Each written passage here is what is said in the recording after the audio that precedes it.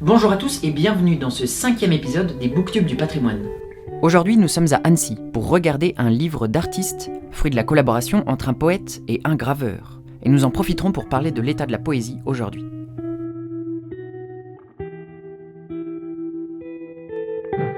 D'abord, il y a ce livre d'artiste.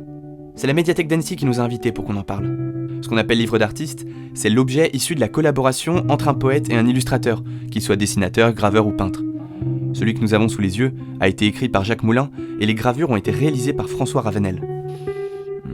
Alors on sait que les livres d'artistes ont été à la mode à la fin du 19e et que d'après la légende, le premier d'entre eux c'est Le Corbeau d'Edgar Allan Poe, traduit par Mallarmé et illustré par Manet. Mais la poésie actuelle, on n'y connaît pas grand-chose. Pas grand monde n'y connaît grand-chose d'ailleurs. C'est pour ça qu'on a repris le train, pour aller rencontrer une poétesse qui est aussi professeure à l'université de Strasbourg, Michel Fink. Alors, je m'appelle Michel Fink et depuis toujours, j'écris des poèmes. Ceci dit, comme en fait, on ne vit pas de la poésie aujourd'hui, donc très tôt, j'ai compris que si je voulais écrire, il fallait aussi que je trouve d'autres travaux. Et si la poésie ne fait pas vivre, c'est parce qu'aujourd'hui dans notre pays, on en lit très peu. Et pour comprendre ça, il faut remonter un peu dans le temps.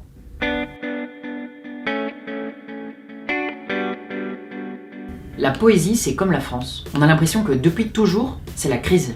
Dans la deuxième moitié du 19e siècle, les auteurs occidentaux prennent conscience, de façon très aiguë, que les mots sont incapables de décrire le monde. Or, et c'est tout le problème, vous l'avez sans doute remarqué, on pense avec les mots. Comment penser un monde que je n'arrive pas à décrire ? Je suis comme séparé du réel par le voile du langage. Pire encore, le langage me sépare de ma propre intériorité. Il n'arrive pas non plus à exprimer ce que je ressens. Quand je dis « je t'aime », je veux toujours dire 100 fois plus, mais je n'y arrive pas. Après la Seconde Guerre mondiale, nouvelle crise. Il y a eu la Shoah, un conflit total, des crimes de guerre des deux côtés. L'humanité est tombée dans l'abysse. Après ça, comment peut-on oser écrire de la poésie ?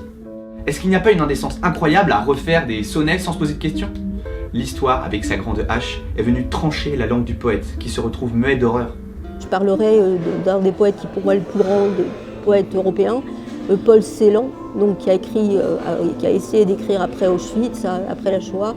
Paul Celan, lui, a été tellement marqué par cet événement historique, qui a tué ses parents et qui a rendu sa vie de tous les jours difficile, qu'il n'a plus écrire comme Baudelaire. La crise du XXe siècle, ajoutée à celle du XIXe, remet en question la poésie. On ne peut plus écrire comme avant. Ce qui est refusé d'abord, c'est le lyrisme, la manie qu'a le poète de tout faire tourner autour de son petit cœur, de ses états d'âme. Mais aussi on refuse les contraintes formelles, qui semblent avoir perdu leur sens, le fait d'écrire un sonnet, de faire alterner les rimes masculines et féminines, etc. À quoi bon les alexandrins en temps de détresse ? Dans les années 60 donc, on peut bel et bien dire que la parole poétique à l'ancienne est devenue impossible. Tout ça, c'est la crise esthétique, et elle conduit à la crise éditoriale, c'est-à-dire on n'édite plus, ou presque plus, de poésie. La condamnation d'un poète comme Baudelaire ne fait plus scandale. Les prises de position politiques, comme celle d'Aragon, ne choquent plus. Désormais, dans la sphère publique, ce sont les romanciers autorisés qui occupent toute la place. Et la poésie institutionnelle, quant à elle, a peu à peu disparu. Alors, la poésie a-t-elle disparu ? Non. Les poètes sont comme les Italiens qui s'obstinent à faire des croissants alors qu'on leur a dit que la margarine ce n'était pas du beurre. Ils font de la poésie malgré tout. Donc il n'y a plus de poésie institutionnelle ? Ou de grandes idéologies qui viennent donner un cadre au travail artistique ? Non, plus vraiment. Aujourd'hui, la poésie est surtout une libre expérimentation de formes et de thèmes, avec parfois même un retour au lyrisme ou à des contraintes formelles d'autrefois. Secrète et précaire, la poésie se développe surtout de plus en plus en lien avec les autres arts. Musique, cinéma, art plastique, photographie. Éparpillée dans sa maison, elle conquiert d'autres territoires.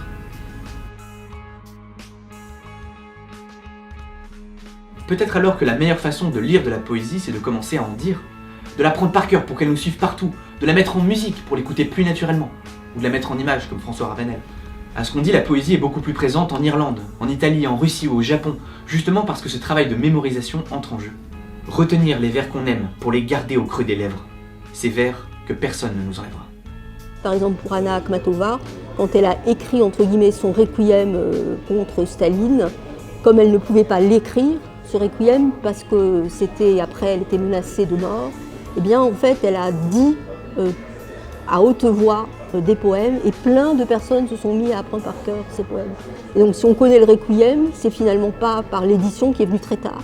C'est parce que des personnes souvent très simples, donc pas de la hiérarchie ou de l'université ou de l'institution, mais des amis d'Anna Akhmatova, ont véritablement fait passer son Requiem à voix haute. D'abord, il y avait ce livre d'artiste.